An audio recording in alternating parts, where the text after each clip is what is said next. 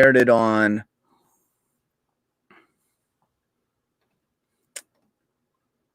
The Dead are now live, Ron. Yep, we are now live. What's up, chat? All right. Welcome to the channel. I have Adam Post here from Adam Post's College of the Dead graduation day. Me and James, the artist working on the comic with me, Doomsday Kingdom, we did an interview on his channel. What was it, last week? Yeah, like last week, the week before. Last week, and we were chatting. And I had a handful of questions I wanted to ask him, but not only that, I know there's going to be a number of people familiar with me that are going to be new to Adam. So this is going to be a fun kind of background check and see what started or where did College of the Dead come from. So it's going to have to deal with comic books and the creation of College of the Dead that's now funding on Indiegogo. The link is in the video description. I can actually take this link, I imagine, just boom and pop it right in the chat. Oh, cool. Yeah, and also I have collegeofthedead.com, so you guys can back it and find it always by going to collegeofthedead.com. And then when we do the next book, it's going to go to there. It's, it's collegeofthedead.com is where it's always at. Nice. Now, really cool. Kick it off. How about we play the trailer, and then we'll go into some of the questions. I love the trailer. Like it? Yeah, all right. Guys, you're going to love this trailer. It's totally zombied out.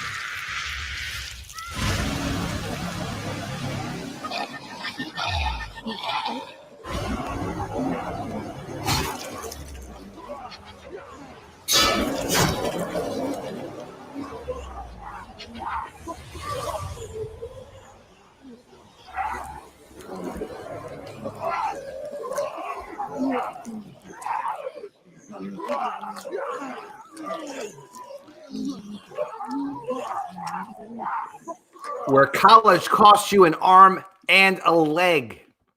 And we're not just talking about money. We're talking about body parts. I love that tagline. Now, yeah, man. I'm going to point out my favorite cover. If we could just scroll down here a little bit, it has the tagline right here. And there's 3 covers. And I believe you added a 4th recently. There's a 4th cover. And today is a really exciting day, Ronnie, because Saturday FedEx this morning, I got my test prints for the books. So the books are completely done. I have the test prints. And I bet your favorite cover, I'm using my zombie psychic powers. Yeah. Is my favorite cover. Absolutely. Where she is paying the price with an arm and a leg. Yeah. That is such a sexy cover. And I got to say, every time I look at this, I mean, it slaps me in the face. Those zombies are just so sexy, man. I can't get it. I just can't with this cover. Yeah, the artist is a great artist, Javier Aranda, and he and I have been working together on this project for a couple of years now because this is the second zombie apocalypse book that we did. Well, there's a second College of the Dead book that we did, and we collaborate really, really well. And like a lot of times, creative people don't like an editor. They don't like anyone asking them to make changes or whatever. They just kind of want to do their own thing. And when an editor is not competent, they do just waste a lot of people's time. Mm-hmm. But I'm kind of like an editor, and I will tell Javier no. I mean, like in this case particularly, I had to tell Javier like 3 times her boobs needed to be bigger.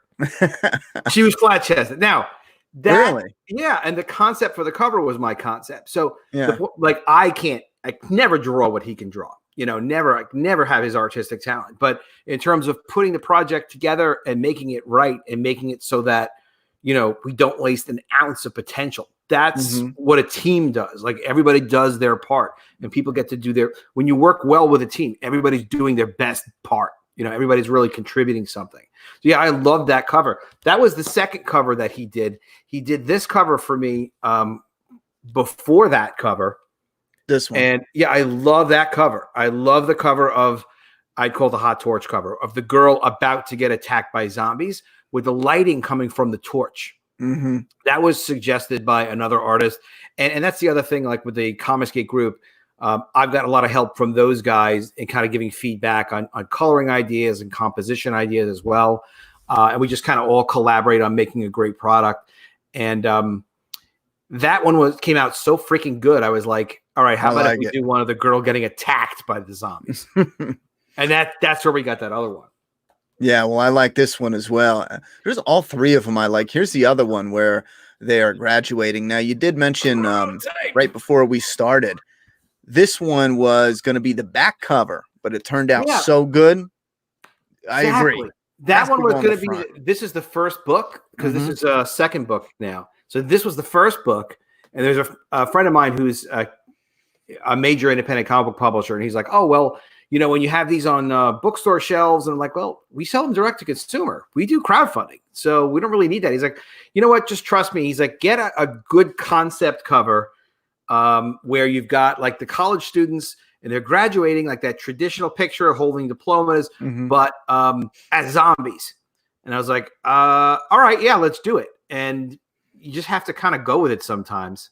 And it's so cool to produce comics like this and also work with like other friends and pros that you can kind of bounce ideas off of. And they come up with great suggestions. And sometimes your friends, like this cover actually from the first book, this character was not originally drawn with his helmet on. I saw a picture of that before, and I was going to ask you. Yeah, he didn't have his helmet. My friend actually, all right, so it's Jim Salicrup. He was a former Marvel editor, and now he works and has his own company called Paper Cuts.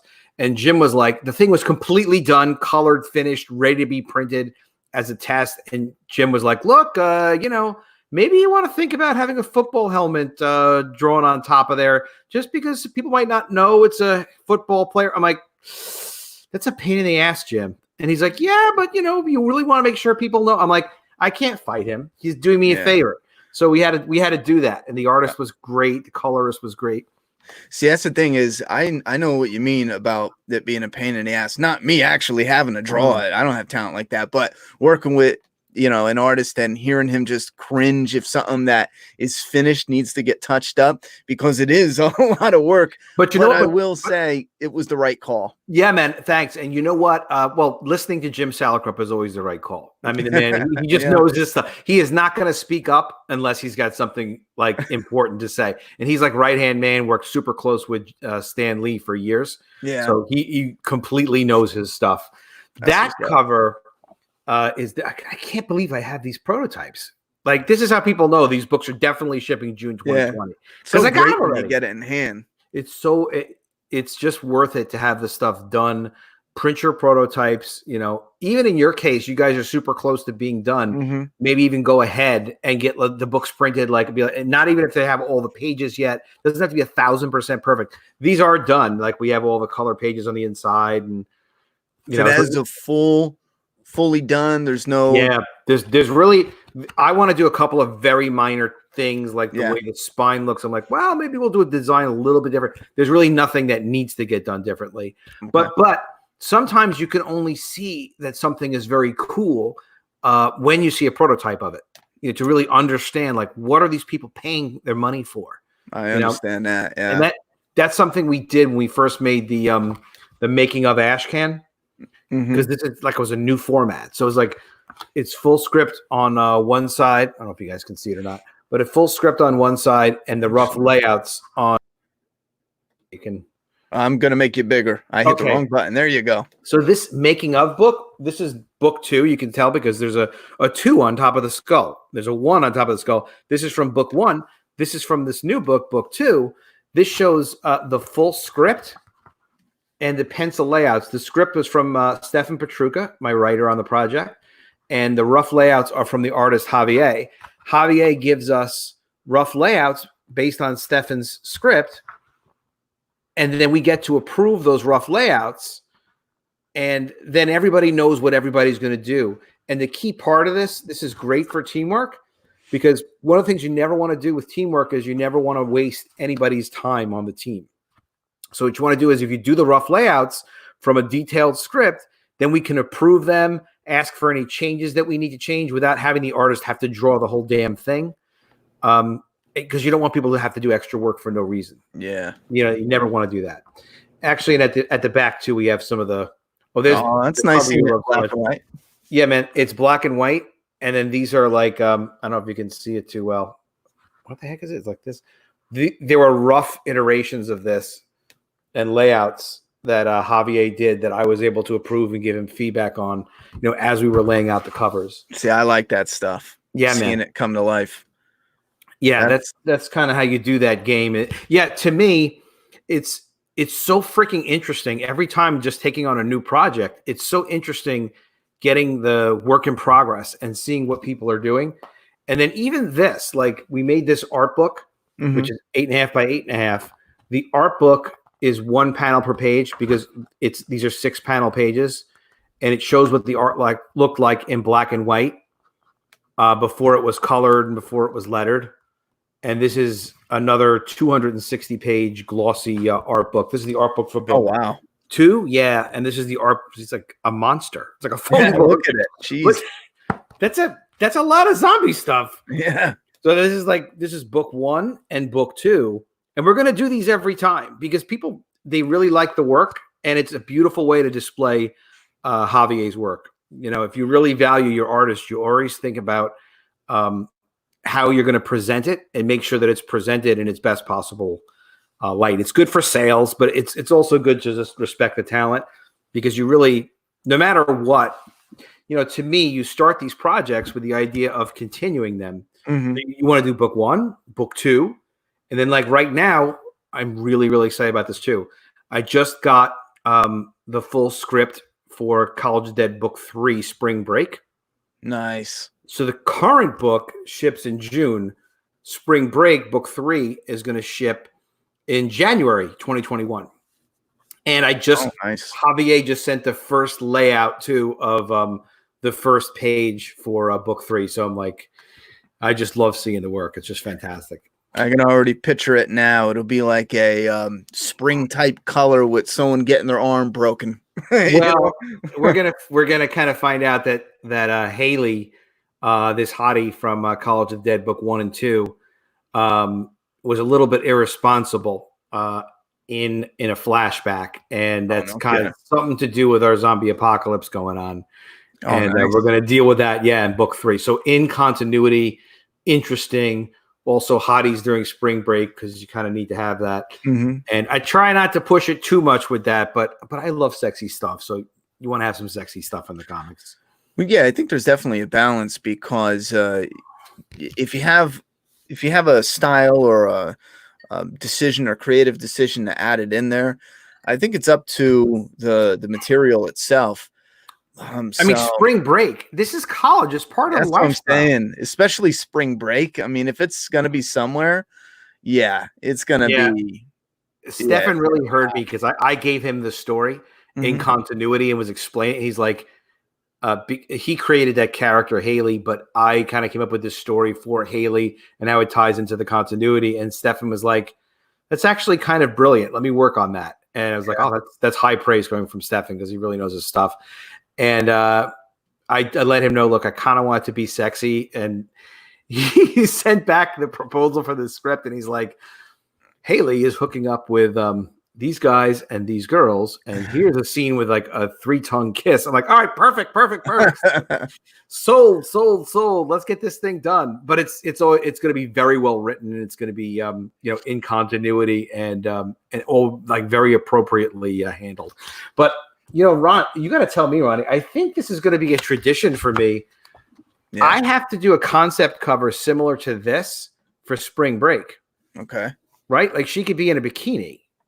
Not the same girl, but a character. This scene should happen again on at least one of the covers for spring break, don't you think? Yeah, with the theme changing for spring break, or you want to keep something a little bit, but essentially this. Yeah, but the College of the Dead, but the spring break version of this, even with the same composition. I think if you put up something sexy like that, I'm always going to agree. Yeah, cool. Absolutely. At least I could sell one to Ronnie. Yeah, I'll buy it. You Put me know, down. I'm pre-order it right now. I'll get you down for one. Zombies and sexy women. I'm done. You already got my money. Me too. Me too, man. That's it's fun. I mean, at least like you got to make this stuff fun. Yeah. This cover visually pleasing, I must say too. Yeah, we like the male gaze. We're not trying to divert the male gaze. We've got the male gaze. It's a gift. We should use it. Look at the energy between these two characters. Yeah, I want to back up to this cover now. This is one that was added after the campaign had already started, right? Yeah, this was added after the campaign started, but this was the first cover the second cover I did for College of the Dead graduation day. And I worked on this like all the way back in October with this artist Narwhal. He's a comicsgate artist. This was based on art he did for a book called Earthbound, and it was the panel was different, and he kind of zombified the panel. So he's a great writer, but also a great artist. He has a campaign going on now called Foreign Agent, and this though was from a book that he called Earthbound, which everybody loved. And he draws like an animation type of style, very minimalist, just beautiful fluidness and motion to his work, just very interesting. And sometimes like he can really capture like unique energy with just like a few lines. So he did something where this girl was like attacking the other girl with a knife. I don't have the original image on me. But that was like one of the most popular images from his book Earthbound. I was like, will you zombify that for me? Let's do kind of like a comicsgate crossover. He's like, yeah, I love it. Let's do it. And I waited to offer this one because there's a story that whole story that kind of goes along with it. And he's the first artist that I've used for College of the Dead other than College of the Dead, other than Javier, the regular artist for it. And I just really, really thought it was special and I liked it. And I wanted to also collaborate with this Narwhal guy a little bit. So it really just came out great. So this one is also on the campaign. And what I like to do if I add something on the campaign is give anyone who already ordered something from the campaign an opportunity to get it without extra shipping, because it's all going to ship together in June anyway. Yeah, that's a good idea. So people just hit me up with a message if they already backed it, and then I send them a link that's got free shipping. But otherwise they can get just this, or they can also just kind of back whatever they want to back as add-ons. Yeah, I like the lighting there. Now, how old is College of the Dead? And I mean like the origin. Where was take us back to what kicked it off? Well, I've been doing comics. The first comic I published when I was 16 years old. It did actually get distributed to comic book stores. It was a comic called G.I. Jackrabbits, which is a cross between G.I. Joe and Teenage Mutant Ninja Turtles. And I was inspired by both of those two things. That's the thing that really got me publishing comic books. But that goes all the way back to like 1986. So that's like a long time ago. Yeah. Many years later, I'd published like 1,000 different independent comics. But I stopped publishing in like the early 2000s. And I hadn't really done any new comics. And I wanted to get back into doing comics, though, because I've really always loved doing comics. I love working with the team. I love being able to be the guy who can kind of collaborate with people and get really good work from them and have them be proud of their work. It's a very cool team production effort. And then I started to notice what was going on with crowdfunding. And a few years later, I was like, you know what? I'm just going to start making this book. I'll figure out a way to publish it through crowdfunding. And I had started on the first book, College of the Dead. I want to say even around 2015. I'd have to go back and look. It probably was like 2015. And I just decided when I did this book, I was going to collaborate with a really good writer and a really good artist. The writer I had never worked with before, but I knew his reputation. And he was also a friend of my friend, Jim Salicrups. And I was like, let me hire this guy and develop it with him. So I gave him a lot of reference material for different characters. I actually searched a lot of online college stuff, things from like just kind of like language and lingo that people in college are using. I forgot where I found this, but like profiles where college students were talking about themselves a little bit and Yeah. kind of like see people's individual attitudes. So I sent him like about 30 of those, and he's like, listen, stop already. I have enough. But also, Stefan's a professor in Massachusetts at one of the colleges there. So he's been teaching students and teaching writing to students for years. So he kind of knows that whole aesthetic. He knows that whole vibe. So yeah, that's what really started it. After that, I started working with Javier on the layouts, and then Stefan was really great at working with me on collaborating when Stefan was sending in the roughs and just kind of making sure that the layouts represented the script well. And sometimes, you know, when you have it, this is a mistake production-wise, I think, that people make sometimes is, again, like priority one is you want to get great work from people and you want them to love working on the project, but you want to make sure that no one's time is being wasted. Yeah. You know, respect everybody's time. So sometimes people do make the mistake to not communicate a lot and understand, like, all right, well, if you want Stefan to provide a script, how much time do you really have available for that? Like, don't just say, hey, turn it in as soon as you can. You know, understand what his schedule is, understand what your schedule is, make it realistic. Create a couple of stages of production so that you can agree that, yeah, this is a good idea to move forward on. So there isn't a lot of rework and things like that. And same thing with the artist, with Javier. You know, we're working at the roughs level so we can approve the roughs, and then he can finish batches of pages and then get paid as he goes. And again, I always want to think too about making sure you take care of people. Like, they need money. So you have to make sure your people are getting paid on a schedule that they are comfortable with, that you have the money for, you can afford to pay. So it's really just about you respect the other person tremendously and whatever their contribution is, and then it comes back and like so well. It comes back with beautiful work. Sounds good. Some actually good tips there.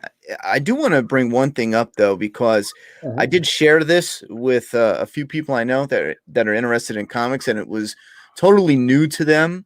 And they did ask a question that I didn't quite know how to answer. I thought I knew, but what's the tone for College of the Dead? Tone-wise, because going into it, I thought it would be a zombie comedy. And when I looked at more images, it looked like it was more grounded and dark, but it still had a laid back kind of element to it. You know, you could. It's a reasonably good question to ask. It's actually a great question to ask. Better than, let me upgrade it from reasonably good. We could have gone a number of different directions with it. What I wanted from the tone of this, and Steph and I were like completely in sync on executing this, was I wanted The Walking Dead with younger people. Like The Walking Dead, tone-wise, not absurdly depressing like The Walking Dead. Yeah. And, you know, so to that part of tone, I think The Walking Dead was brilliant in so many ways. But the thing that I don't like is you have these human beings. They don't survive forever. Yes, characters die, and our characters die too. You know, Stefan, I don't tell Stefan to kill characters. Stefan kills characters when he feels it's appropriate, and he shocks the hell out of me when he doesn't. Like, oh my God, you're not killing that character, are you? And he does, and he's brutal with it. But just because some characters are dying, it doesn't mean that you can't have like some positive messages, you know, in there, or a sense of like hope, because it's about a successful human struggle. These are not the human beings. We're not telling the story of people that are giving up under difficult circumstances. These people are fighting to survive. And until you see them get killed, they are surviving. Now, this girl's not obviously going to survive this attack. Her expression is even a little bit understated, given the circumstances. However, you know, you want that positivity a little bit, because I look at a zombie apocalypse. I don't know if you see it the same way. You're a zombie expert. I know. It's like a war zone. So these are human beings surviving in a war zone. Mm-hmm.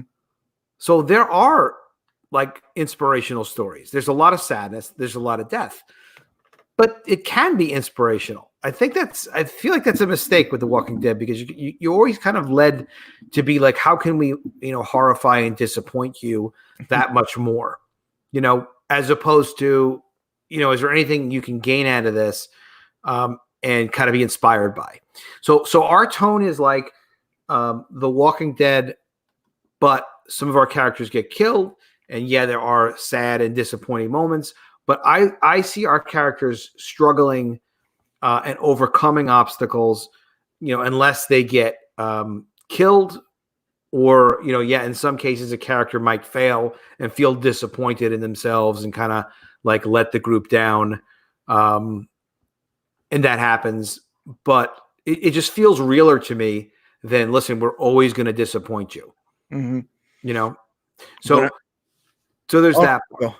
No, I was going to say, now, as far as there being comedy, you'll see some people make some statements that are like, like when you're, I don't know how old you are, but I'm 50 now, but like, I sometimes will make absurd comments like to deal with a situation.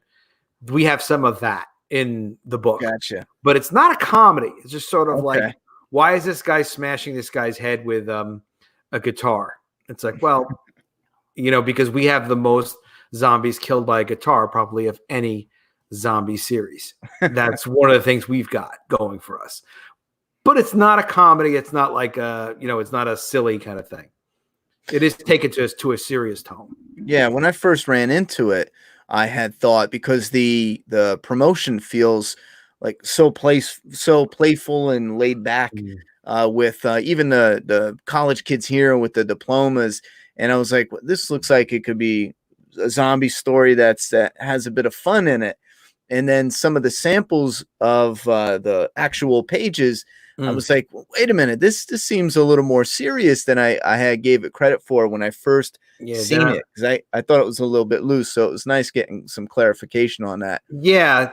And that kind of messaging, it's always on me to make sure that we're kind of messaging it properly. So it can be, confusing, and it's good to find out about, but it's a serious story. And it's very interesting in this book, because you've got Brendan. If you want to just pay, there's the zombie. That's what I was going to through their head. You got it. But if you just page up for a second, and you saw this in the trailer, that page. Here. So you see that character Brendan on the third panel. He has just, prior to this, a couple pages before, hooked up with this beautiful girl at a party. They were both drinking, having a good time. It's before the apocalypse happened. And all of a sudden she gets kind of uncomfortable, runs off. And then Brendan goes and kind of runs after her. And her friends are all like, hey, you tried to rape her. You tried to attack her. What the hell are you doing? And he's like, hey, wait a minute. We were just having a good time. I don't know what was going on. And then all of a sudden, zombie apocalypse, they are separated. And he spends like the rest of the book trying to find her, because he wants to see if he can rescue her. He wants to see if he can talk to her. He wants to kind of understand what happened himself, like in that situation, because he kind of carries on as a hero throughout the rest of the story. He's one of our regular characters. But is he also a victimizer? Who gets to decide that? Is it her? Is it him? Is it like a new set of rules because of the apocalypse? And what really went on between the two of them? And like this story idea was all Stefan's, and it was absolutely brilliant, because it's within the college experience so much for there to be like looseness and kind of misunderstandings between people. If you know what I mean. So that's why like we try to deal with the younger, like that point of view of people that come from that world of like relevant stories to them while they're also kind of struggling. But a lot of that is took place, when they had the luxury of just, being college students, and now, they've graduated to being survivors. Yeah, I will say some of this art I definitely really dig, and it's the art that that made me think, oh wait, this is a little more serious. Like you have some silhouettes here, a little bit of foggy kind of distortion on the art here that I really liked. And there's another one too down here with, I know it's down here somewhere. These zombies, the silhouetted here with that type of background. Some of these really perked my interest. And I think that's what gripped me was this kind of mood and setting and atmospheric vibe in some of these panels, but also like the coloring and the way it pops. Now, issue 1 volume 1. Yeah. What are you calling it? Book 1, volume 1? Just book 1. Book I 1? also refer to it as the prequel because it came before. Yeah. Now, book 1 didn't have that though. Book 1 was in black and white. What was black and white? The creative choices behind that? Was it 2 panels per page? Originally. And 2 panels per page. Yeah. 2 panels per page instead of 6, which makes this thing 140 pages. Can you answer both of those then? Yeah, I'm gonna answer. Nice. I owe it to you. I owe it to you and the audience, brother. I am curious. Yeah, well, so they were both originally 6 panels per page. Okay. And the idea with this was, this was going back a while. So, like, I have a Facebook page with 3,000 people who subscribe to the Facebook page for College of the Dead. And the idea was, all right, if I publish this 1 panel per page, one panel at a time as like a JPEG, let people kind of see what the story is. They can kind of get into it and then follow it. And then when I'm ready to collect it for crowdfunding, we'll have people who are, fans of it almost as if it was like a web comic. So the net result of that, though, was kind of like, there were people that followed the web comic, but they weren't really buyers, and they weren't that interested in buying actual books and stuff. So they turned out to not be that. So when I went to publish it, I was like, all right, well, I like this 2 panels per page. This is another one of those things where if you produce a prototype, you can get a sense of what the book can be and what it'll look like and how it'll read. So I showed this to a number of my friends that are in comics and stuff who've been doing this kind of thing for a while and asked them what they thought of the prototypes. They really liked it. Some of them like the 2 panel per page even more than the 6 panels per page. And like, this is to show you a few pages of Graduation Day. This is what it looks like with the letters and the colors. So it looks cool. It looks cool both ways, but it was originally intended for black and white. Even this art, when this art was done, it was intended for black and white. So I did it this way because I was like, well, I don't really want to do it as 48 pages. The art's cool, that it'll look good if we do it 2 panels per page. It'll really showcase the artwork. So we did it as 2 panels per page. This was successful on Indiegogo. It wound up doing, the first campaign was around $5,000 in the first 60 days, and then it did another $5,000 over time. So it did a little more than 10,000. This campaign, within its first 60 days, is doing around just under 20,000. So it's about really 4 or 5 times as much as the first campaign. It's much better received. I think people like the color better, but I do have people that like the black and white as well. Here is the first one, and that's actually one of my upcoming questions I wanted to talk about, but I'll let you finish that. But I wanted to give you some congrats, because you're right.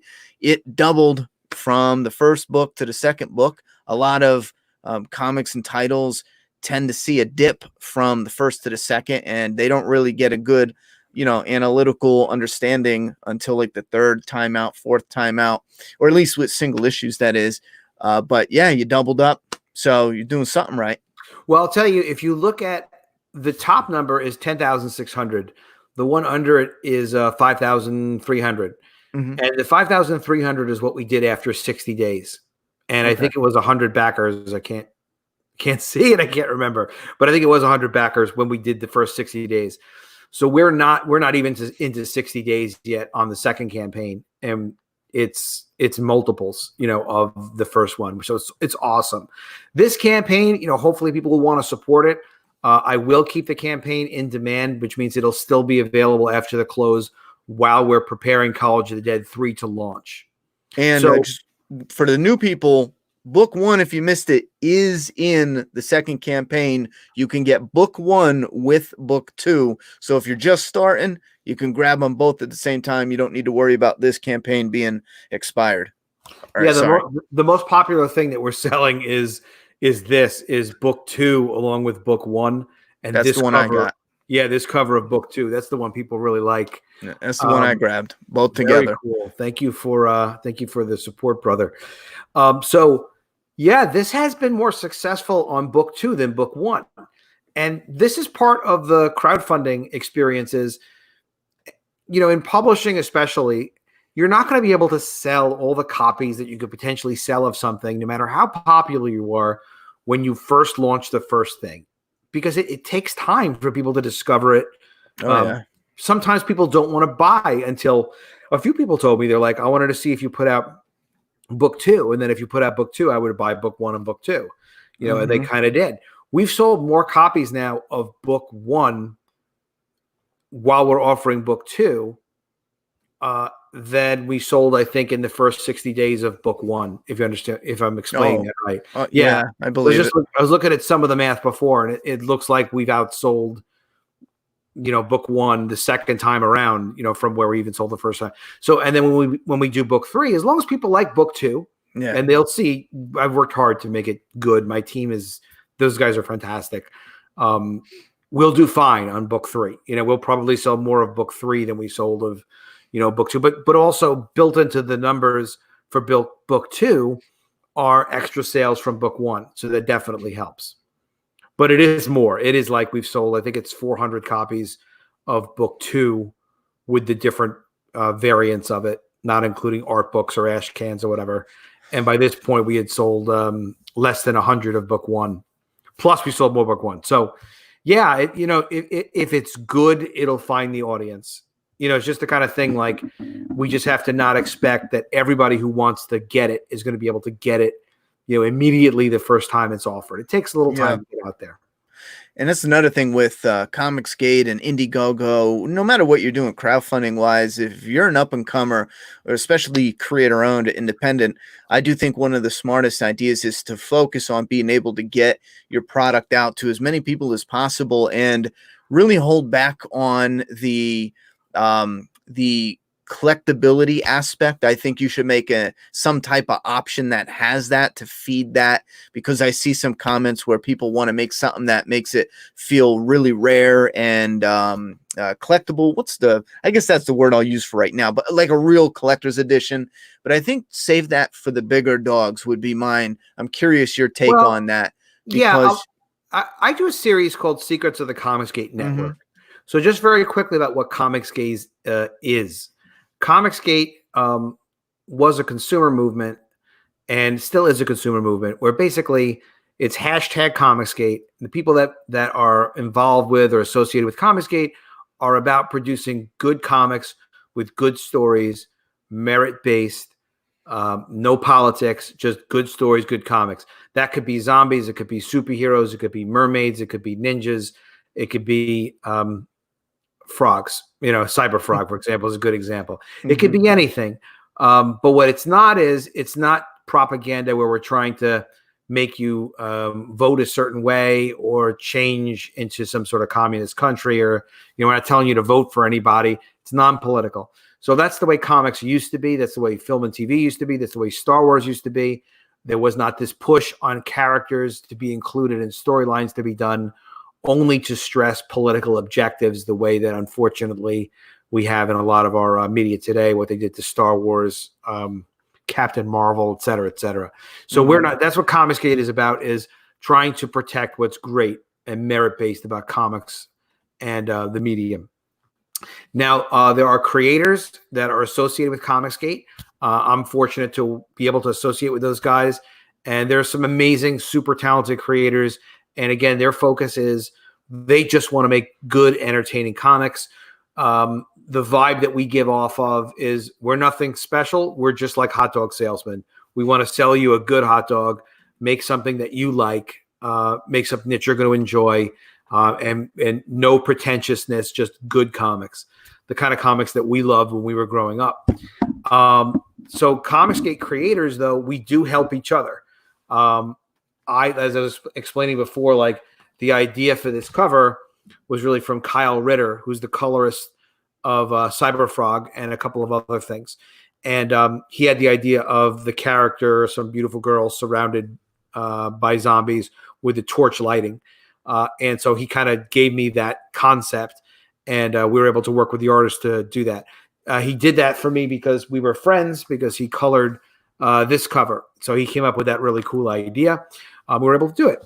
But I help other creators who haven't published as many comic books as I have with dealing with printers, dealing with talent, how to kind of negotiate a little bit with the people that you're working with, what kind of promises to make, what promises not to make. So I've done a series of videos on my channel, AdamPostSpeaks.com. We'll take you to my YouTube channel called Secrets of the Comicsgate Network. And what that is it's my experience in publishing, because I've published more than 1,000 independent comics before I got to crowdfunding, and my experience with dealing with Comicsgate. So it deals with understanding how the promotion works, how to get on other people's YouTube channels, and some of the basics of production and format and things like that. And any of that you want to talk about, I'm always happy to talk about. I was just on Comicsgate in Espanol last night. I only know like 20 words in Spanish, but I love the idea of being able to kind of share some of the experience with people, take away some of the mystery, and then, empower people if they want to make comics, like how do they get to do it? And that is a playlist on your channel, which would be Adam Post. Just for those. AdamPostSpeaks.com. And just look for Secrets of the Comicsgate Network. And just to answer Doomsday Kingdom fan community, I see you around a lot. Cool people. Is prequel and Arm and a Leg considered book 1 and 2? Absolutely, yes. That is book 1 and 2. Prequel, the Arm and a Leg cover is one of 4 different covers that I made. I don't always make like 4 or 5 different covers. I just got nuts on this because Javier kept doing beautiful covers. Yeah. But yeah, you could pick any one of the covers. Well, can we scroll down here real quick? And so the featured perk would be book 1 with book 2. And I think that's what Doomsday Kingdom fan community is talking about here. For sure. And like I said, this is the one that I was going to do a little gimmick and order it on stream, but then I was like, oh wait, doesn't it show like it'll show your credit card? Yeah. So, but this is the one that I'm ordering, and you guys will see it on the channel. I definitely plan on doing an unboxing and a little discussion video on it. And this is the cover for anyone interested that I am grabbing. I dig that cover. However, the other ones are great as well. I mean, the Hot Torch Girl, I mean, it was a real, I don't know. I think I flipped a coin. Yeah, it's a tough one. You'll be getting another email from me trying to seduce you into buying the Hot Torch cover with no extra shipping. No extra shipping. That's what I wanted to see. So let's see. So you got that featured pack with book 1 and book 2. You can go down and here's the graduation cover. So if you just wanted book 2 and you want this cover, that's a perk. There's Arm and a Leg cover, which is the one I like. And then there's the Hot Torch cover. Now, again, for anyone who just maybe was paying attention, it's all the same book, but with variant covers. And another option would be the Narwhal cover, College Bound by Narwhal. And we have the Ashcan 100-page book. And then all new art book, 320 pages for the art book. There's the prequel comic plus the comic book. Now, is this okay? So this is the bundle pack with the graduation cover. Yeah, this exactly. If you don't like a beautiful girl getting eaten by zombies, gotcha.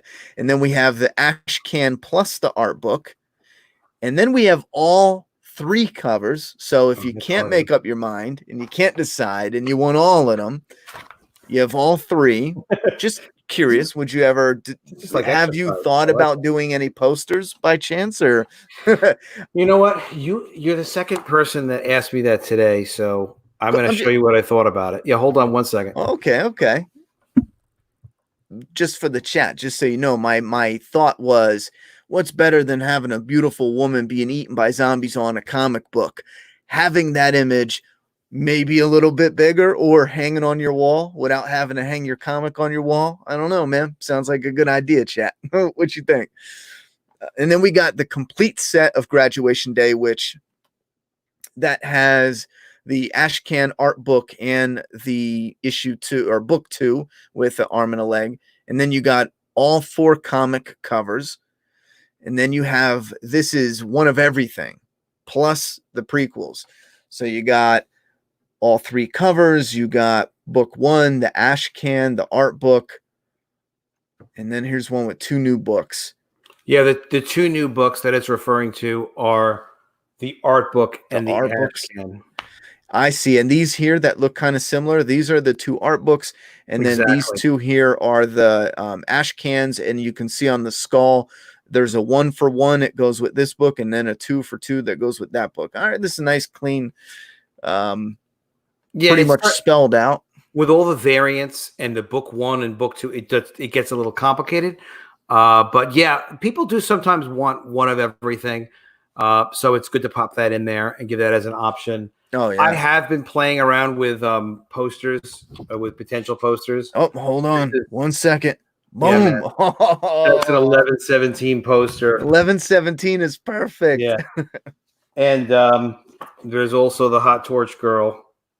Oh man. I know. They're just so freaking gorgeous. To the posters. I was just telling I may have to do it. I mean, I was just telling chat, and maybe I can convince you on this too. It's like you love the art and you get the comics, that's cool, but what if you want to hang it up and display it and you want it a little bigger? This would be perfect. Instead there are teachers that really want this. Like I work with this guy, Professor Geek. He's another writer professor who has a YouTube channel on writing. He's great.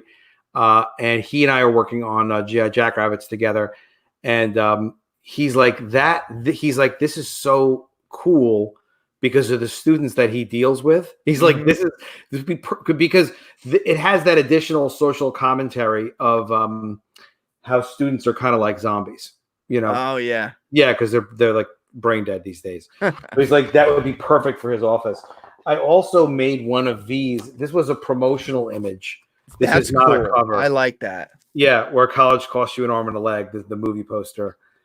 Yeah. I love like that how these look, man. I love how these look. I mean, I guess if people are asking about it, by all means, like, yeah, I should.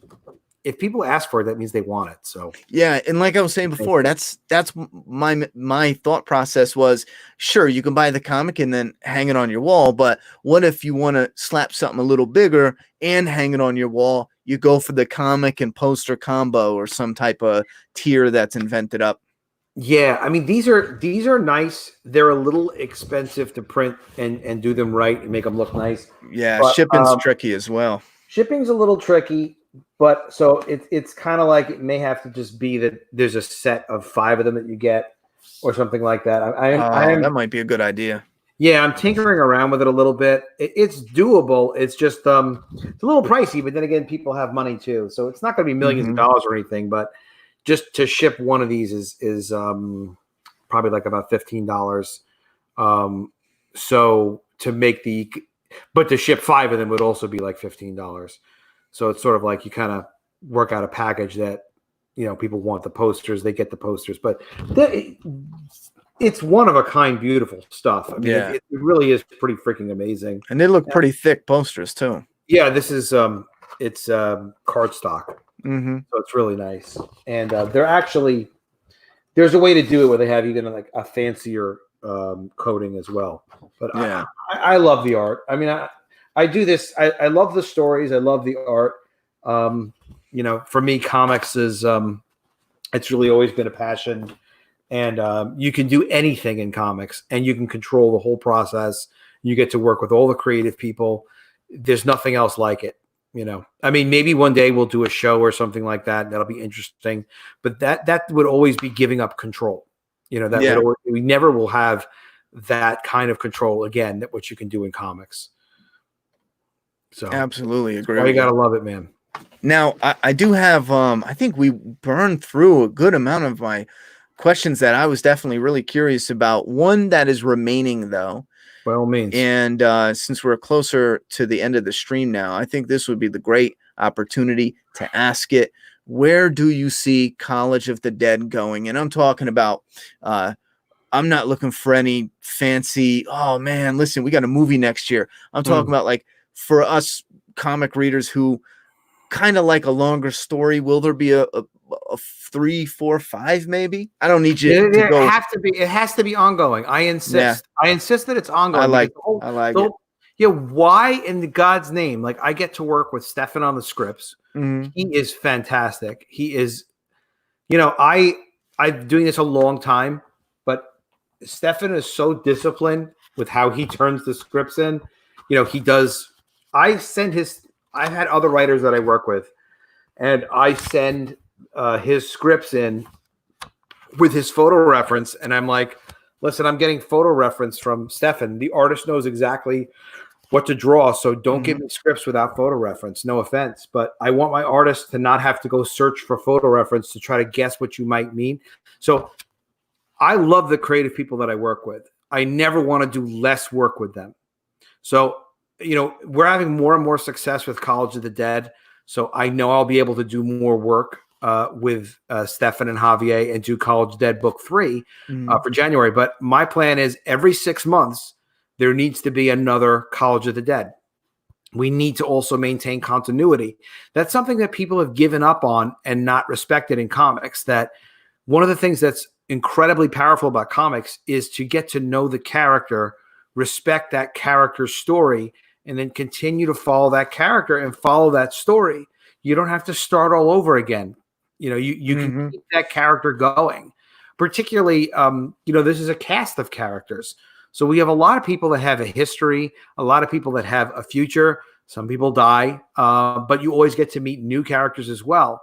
So continuity, yeah, absolutely. I want these characters to continue, for a long time. If the sales continue to improve like this, though, I'm going to steal Stefan and Javier away from some of their other work, pay them more money, and be able to say, listen, I can jack up your rates. Let's do this 3 times a year. Let's do this every other month. That's what I would love to do. But I never do something to just throw one idea out.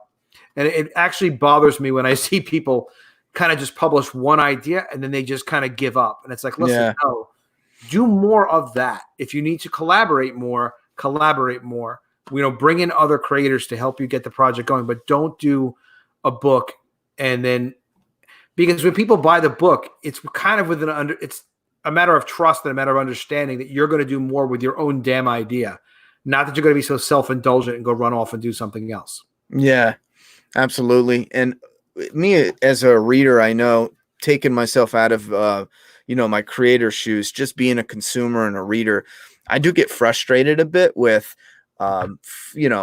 4-issue stories, 6-issue stories. And I'm not saying that people shouldn't do those. I'm just saying I feel like we're getting too many. They shouldn't do those. Yeah. And if they're going to do that, they should tell you up front, because you're making a commitment. That I will agree on. Yeah, you're making a commitment to follow this thing. You're telling me I should care about this thing. Well, fine, I care about it. So now it's part of me. We own Star Wars. We own The Walking Dead. We're part of it. Now, may not be getting paid for it, but we're invested in it. We're part of the community for it. So, yeah, we want to see it continue. And if it's not going to continue, tell me it's because you had a death in the family. Give me a good reason. Because it's an obligation. Story is a very, very serious thing. Story is something that in culture, it teaches us how to live. Story existed before writing existed. That's how we communicate what everybody's role is supposed to be. There are lessons in story. There is relatability in story. It's an obligation to tell a great story. If you can. If you can't, read it and then read that story to someone else. But if you have a story to tell, you ought to tell that story. But honor the characters and honor the readers in it and do more and move things forward. So, yeah, to me, things should be ongoing. I have another series I'm going to be launching. After this campaign ends, we'll start to collect email addresses for it, and that is called The Mermaids, and that's a Game of Thrones with mermaids. Now, nice. I'm not doing that as a distraction of any sort. It's with a separate creative team, and the first book is completely done. That's awesome. Yeah, brother. Yeah, that one will come out. I think you'll like that one too. It's really well thought out. ridiculously ambitious with like 30 different characters. I went way overboard, but I just got passionate about it and started doing it. So that'd be a different creative team. And of course they're going to continue as long as people like the mermaids. If for some reason they didn't, then, we wouldn't, but I've gotten really good advance responses on it. So we like that. And then also I'm doing GI Jackrabbits because that's kind of a redo of my first series from when I was a kid. And that's something that Comicsgate got me passionate about. And they would hear me. It's funny because Comicsgate, like those guys, they want you to do like whatever your love is. They want you doing that. And I had no plans to do Comicsgate, do GI Jackrabbits again. But I would talk about it. They're like, well, how did you get into comics? And then I'd start talking about people like, this guy loves GI Jackrabbits. You got to redo it. So I rewrote with Professor Geek. We did the first 48-page graphic novel. The script is done. It took 3 months to do character designs, man. 3 months. Yeah. But they're beautiful. And then that series, the art is going to start. I think we start seeing art next week. When it's done, then we can offer it. But again, there's no reason. If you want to do more projects, you just work with more creative people. There are amazing people out there. Yeah. That's something I was thinking about more and more. I just got somebody that emailed me the other day asking if I do any writing work, and I never thought about it. I always thought about doing my own projects, but then I thought, man, if I take a gig here or there and do a couple writing gigs and throw it on my resume and, add to that, it doesn't hurt. We could talk about it now. We could talk about it in another stream, or we could talk about it privately, whatever you want to. I can give you feedback about that. But my 2 cents about it is whenever you work with people, you just want to make sure that whatever they're asking you to do and be involved in, they've done before and they have some experience. Yeah. Because like I would love to have you write. You probably write something for me too, which is cool. We could talk about that. Yeah. I mean, there's a lot of stuff you can do to collaborate, but you just have to kind of make sure everybody can hold up their own end, and that when you work on something that they can deliver on their end. Let's just put it that way. And that everybody's reputation's intact. Sounds like some solid advice. Definitely. Now, as we close out, I do want to play this trailer. Now, this is, couldn't forget about this one. This is a fan made. Do you have anything to set this up as we go into it? 2 things. One, people were curious how old I was. 50. I just turned 50. It's incredible. I was like 15 years old just a little while ago. Now I'm 50. I recommend it. I can relate. Keep going. Keep going. If you're not yet 50, keep getting older. It's well worth it. Don't assume any roles about getting older. Now, just be yourself. And this is really, really cool. This trailer that you're going to show, this was a fan trailer that this guy at Bronson Gorilla made on Twitter and sent. And it's really cool. It's like classic grindhouse horror film take on College of the Dead. See if you guys like this one. All right. Now I pulled this up and if I did, you got it. Audio is good. 100%.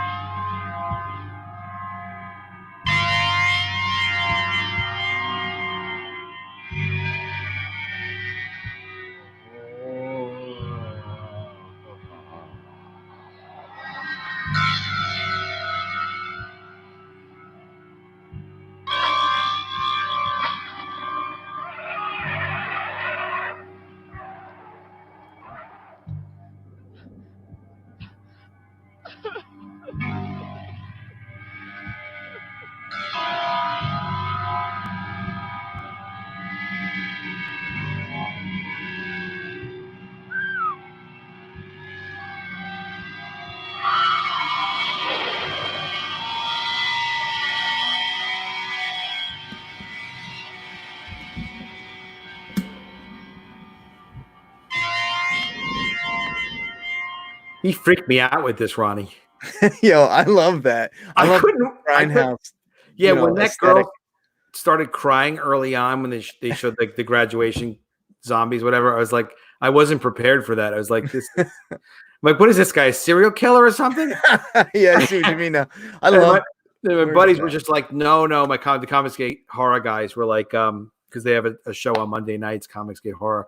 They were just like, Adam, no, he knows like the whole aesthetic really, really well for Grindhouse. He's a real fan. I'm like, I don't know.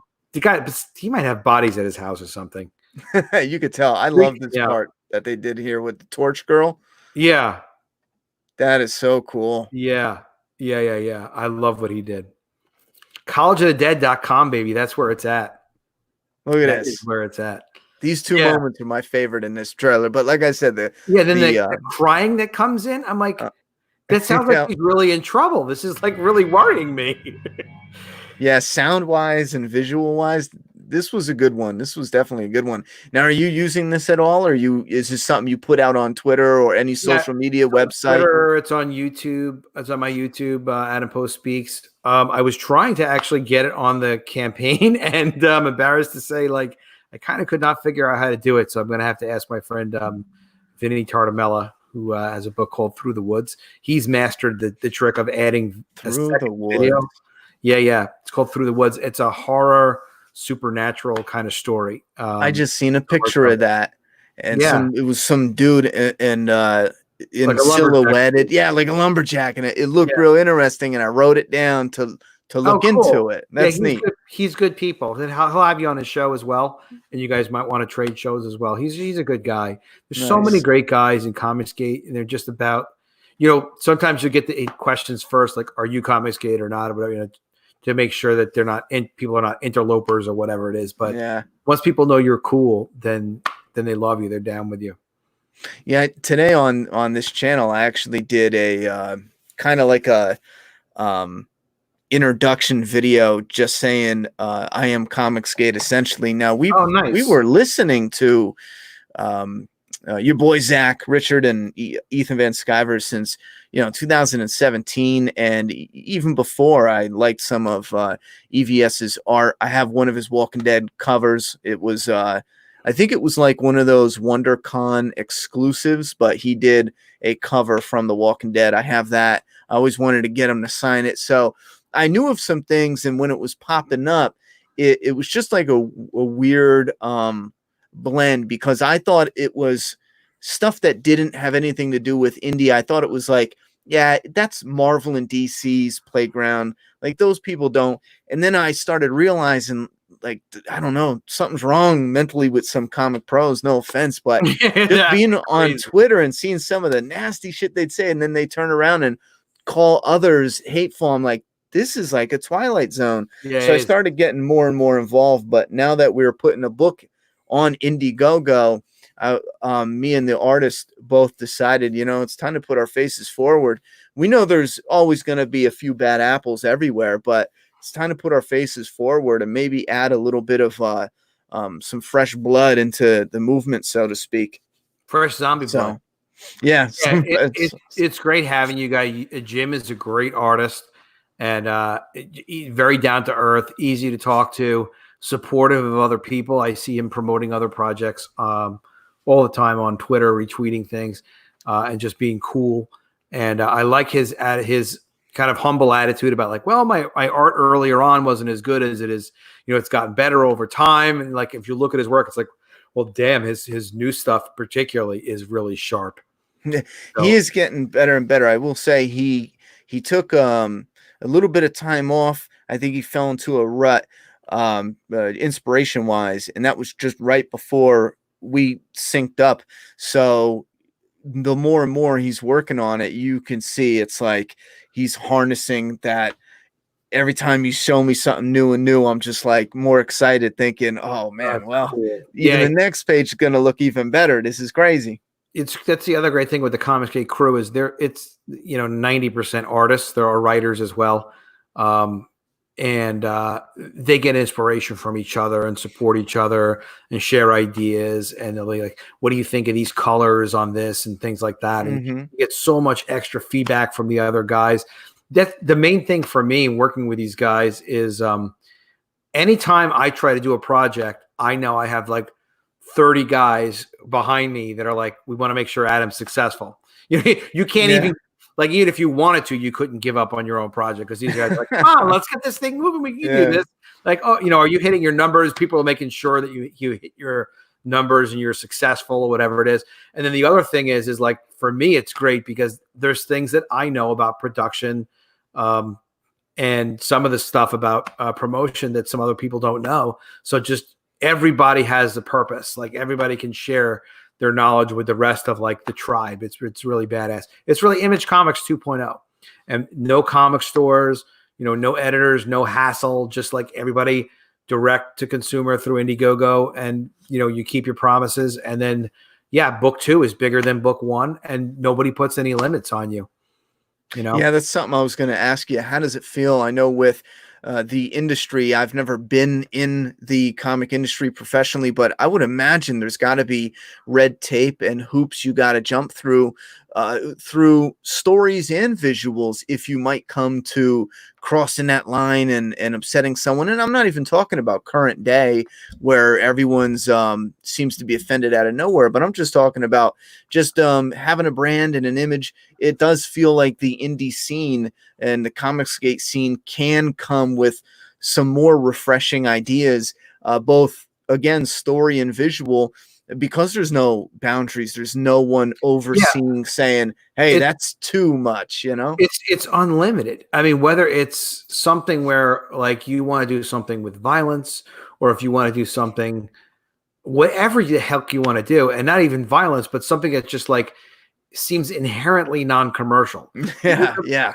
So Narwhal is a good example of that, because if you look at Narwhal's had financial success, but if you look at his current campaign, Foreign Agent, for example, and he's in demand now. He crossed more than $30,000 on it. Now he drew and wrote it all himself, and the book is completely done. So at $30,000, it's not even like a huge payday for him necessarily, but it's the story he wanted to tell. The trailer has some animation in it, so it's pretty interesting. He's a guest I think you would want to have. Just if you look up Narwhal, I'll give you his Twitter address. I'll connect the two of you. I'll look him up. He's a new one to me. He's such an interesting creative person. He did, of course, my that cover I was showing earlier from Earthbound, which I was able to rename College Bound, which is similar to his name, Earthbound. We got College Bound, so it's kind of like the college version of Earthbound. Just worked out perfectly, just coincidentally. But Foreign Agent is like a small foreign film, really. It's a story of these two soldiers that go wandering off into a forest, and they're trying to hide from other soldiers, and they come upon this family living in a cabin, and they don't speak even the same language, so they have to kind of communicate, and they kind of draw little drawings to kind of communicate what they're trying to communicate to each other, the soldiers and the family. And it's just an interesting, like, small foreign film kind of story. But it's a 200-page graphic novel. It's like you could not sell that in comics. There's no place you can sell it. But in the meantime, it's brilliant work. It's incredibly independent, incredibly creative, and it's just a beautiful single little project from Narwhal.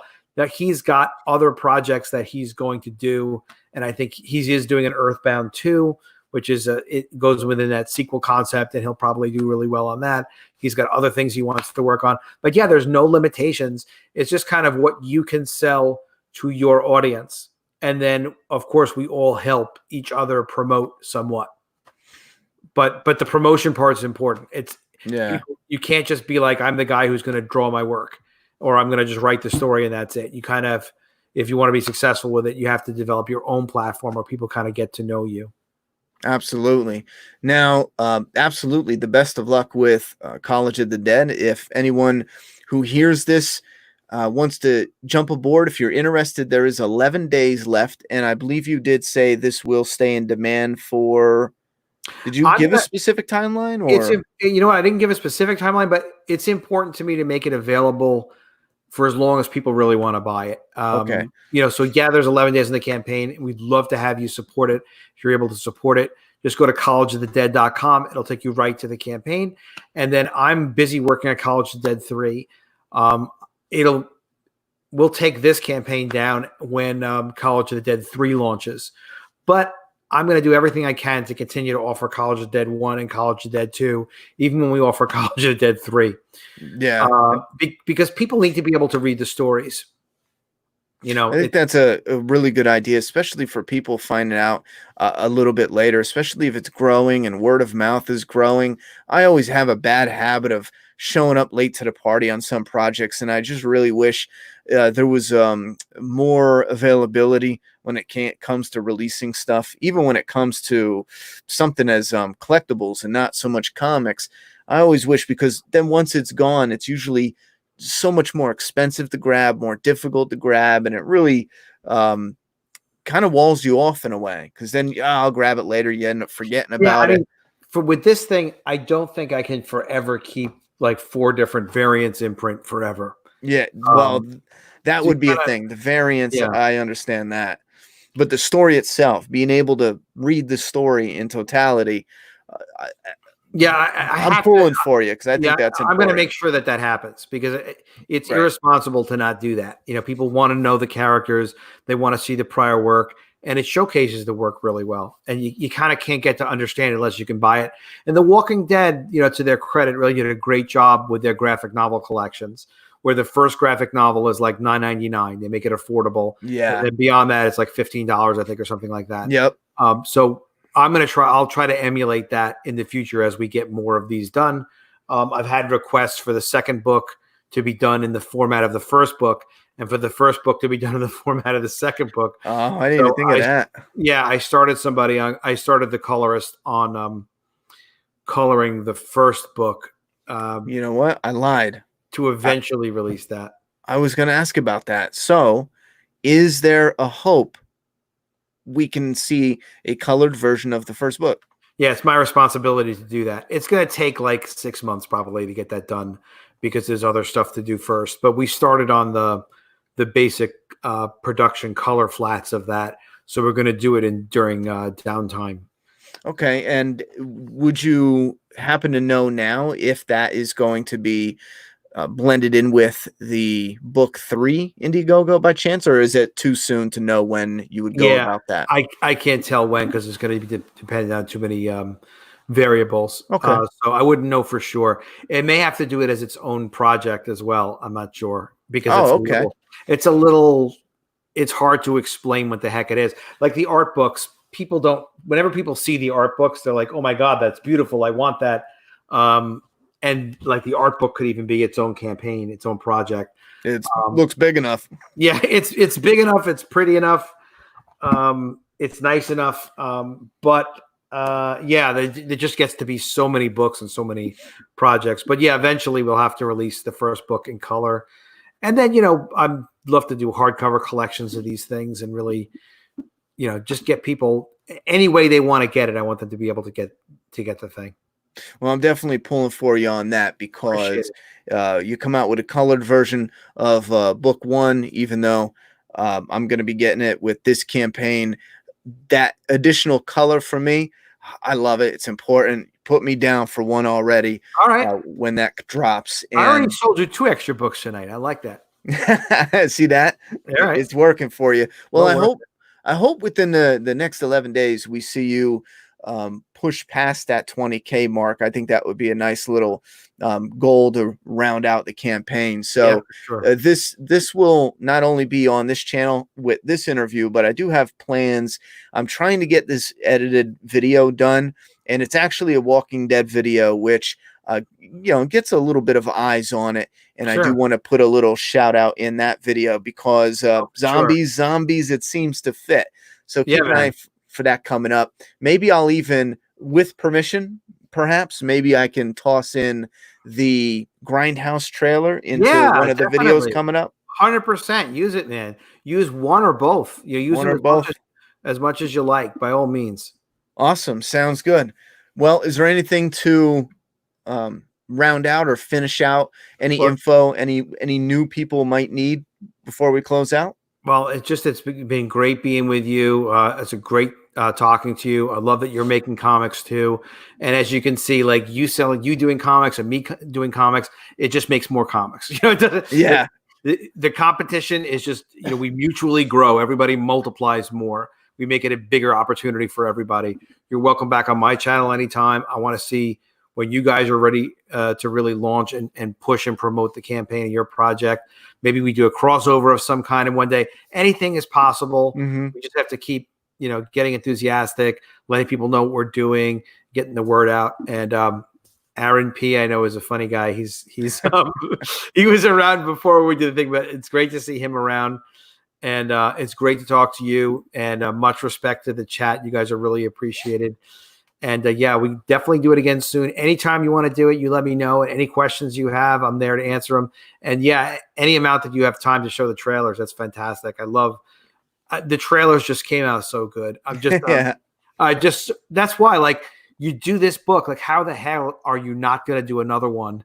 We've got great people to work with on the story, great people to work with in the art, great trailers. We get that extra trailer we weren't even asking for. Like, things just keep getting better and better. We're going to keep doing it. Oh, absolutely. And that's the thing with some of the fan-made stuff. We were even surprised with our first book. We had fans coming up with fan-made edits of everything from the comic stuff to us behind the scenes. There's a zombie-like video game called The Last of Us. And one of the our comic readers edited my face and my daughter's face on on Joel and Ellie's. So we took some of those fan-made edits and put it in the back of the single floppies as kind of like a little thing. And I love it. They love it. I think it's a nice circular thank you in a way, because it started with, it came out of the fan base, all of this does really, when you come out and you're on Indiegogo and you're saying, I got this College of the Dead, whoop-de-whoop, and the people come out and support, and then later you see it come back around by a fan creating something with that thing. People want to show you what they can do, and it's a great way to show people what you can do, and I've seen people get work from that. And I have 3 ongoing series that are definitely happening. College of the Dead's one of them. Mermaids, G.I. Jackrabbit's another one. I have the creative teams for that, but I'm definitely planning on doing more projects. And back in the day, when I was first publishing, but when I was at full steam, we were doing like a lot of comics. We were doing like 50 comics a month. Yeah, a lot of comics. So for me to do like a graphic novel a week that's more my game than this, one book every couple of months. So we're going to be doing a lot of stuff and top quality. So yeah, and if anyone wants to ask me questions about publishing or comics, they can hit me up at Comics We Love. Definitely subscribe to AdamPostSpeaks.com. Happy to tell you guys, whatever I know, and share contacts with you. And we're going to see you around on more channels too, Ronnie, right? Oh, absolutely. I do want to, I'm actually in the middle of doing this transition between the 2 different channels. I'm actually splitting up my content, but within a month or 2, I'm hoping to be back on track. And I think it would be a great time to come back around even before then, if you don't mind. Yeah, you in the middle of things in the transition. Yeah, when you're ready to rock. But there's also Vinny Tortomella, with the Through the Woods guy. He's very good at promoting on his channel, and he's a good guy to know. And then you got Narwhal as well, who does promo streams. He's a freaking interesting. But I sent you a list, and you could ask me specifically about anybody. And there's probably more names I can send over to your way too, because we got to circulate each other around a little bit, get people to know, who's doing what, and just builds it up for everybody. Yeah, and I'm definitely excited about the fresh blood, the fresh, creative ideas. I threw up Adam Post Speaks up here. Yeah. If you guys want to get a visual of what to look for when you pop on, he's definitely got the Secrets of the Comicsgate Network series right here. That's the one you were talking about before, right? Sure. Yeah, that's like my publishing experience, and also customized for Comicsgate to understand what we're doing now. Yeah, this has got the trailer in the front of it. Ethan Van Sciver is like, put your trailer in the front of those videos. I'm like, yes, sir, Ethan, no problem. He's not like demanding. He just gave when he takes the time to give people specific advice, I know the value of it. So if he's like, hey, you ought to be doing this, I'm like, okay, great. I'll take it. At the top, that was my interview with Narwhal. You could see that similar image to the Narwhal cover under the one right that's here. Really black. Yeah, that one. You could see the art from Earthbound. But yeah, Earthbound. Me yelling about Earthbound and Narwhal, but he's an interesting as hell guy. But yeah, there's so many great creative people, and yeah, there's no limits on what you can do. The only thing is always, you respect the fans, respect the customers, deliver what we promise. And I think it's important to do these ongoing sequels. I think it's crucial. Like you were saying, like, if you get psyched about something, like, all right, well then what happens? What's next? What's next? Like, you continue that continuity, do that series. Oh, absolutely. That's one thing that frustrated me, was not having a story that had some meat. I don't need everyone to do 100 issues, but I wanted some meat to it, because I'm so sick of these little stories. And I think I described it one time.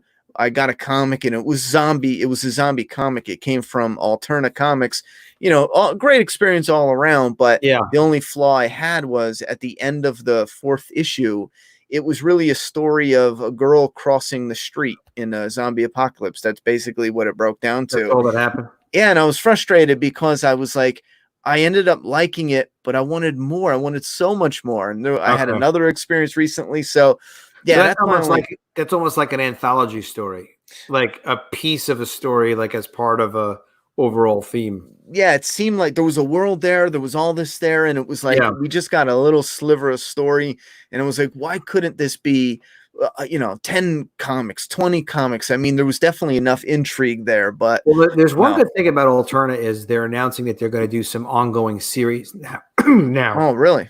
Yeah, because they are changing how they do things, because they used to be focused on selling through comic book stores and selling direct to consumers. But now, like with all the weird distribution changes in comics, they've decided, you know what, it's better to just sell directly to stores and directly to fans. So they're starting to do some ongoing series, which I think is going to really help them a lot. Because just like what you said, like you're interested, you're willing to buy it, but you want you don't just want number 4, you want number 5, number 6, number 7, kind of see where it goes and, build on it. Yeah, you have to wonder, like when you set up these characters and you show the zombie apocalypse, show the situations, like, all right, well, they're not all dead. So there's more stuff should happen with these characters.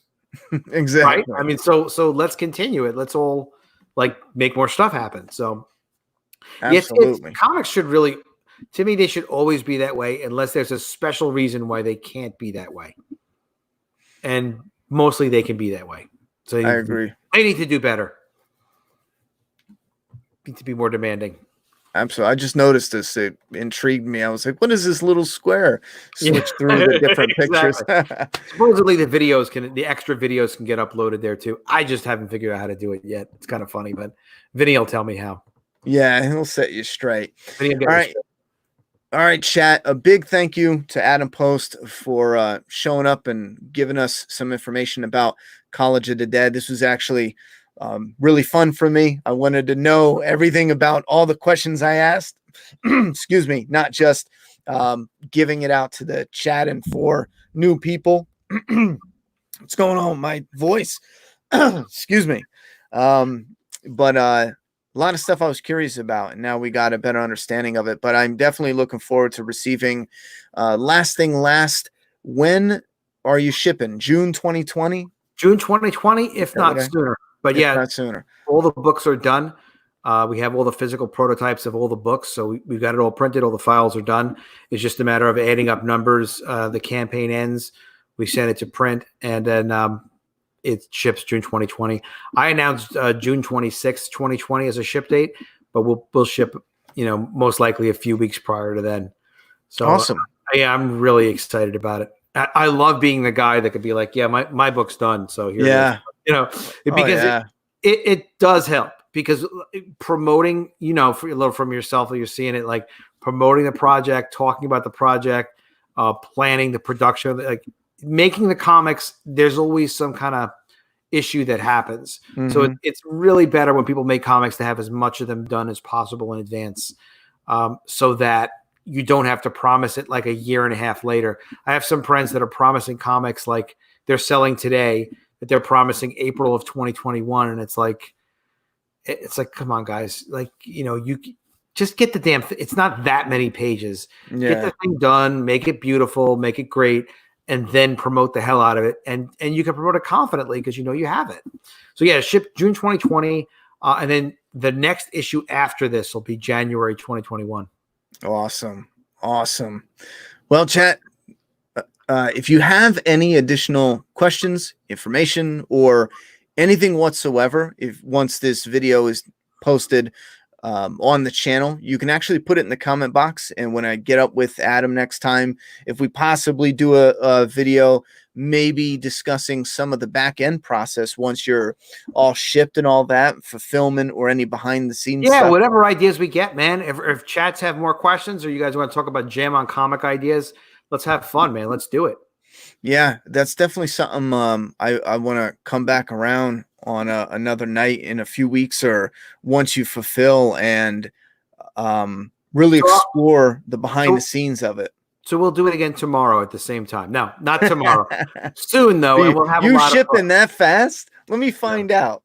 Well, secretly, technically, we could be shipping even the test prints, but no, to one lucky customer. Well, actually, that was something I've been thinking about doing. Maybe I'll do it in the next campaign where we ship before the campaign ends, just to completely freak people out. Be like, wait a minute, you have 11 days yet left, and the guy sent me the comics already. What's going on here? That might be actually a good little promotional tool. Yeah, because Twitter would light on fire. People be like, "Yo, I got my tracking number. The campaign's not even over yet." Something isn't right. This is crazy. Yeah, what is coming in the mail? What kind of drugs is this guy on? Did he screw up? What's going on? Ship it now. Ship everything. No, I think that actually would be an idea I'm going to try to steal sometime in the future. We'll strategize, brother. I'll tell you my secret. All right. We'll see you guys again soon. Fantastic channel, fantastic chat. Aaron P., even you're fantastic. Thanks for coming by. And thank you, chat, for stopping by and hanging out with us. Great being with you. See you on the next one. Collegesnet.com. Also, AdamPostSpeaks.com, right? Yes, sir. Yes, sir. Awesome.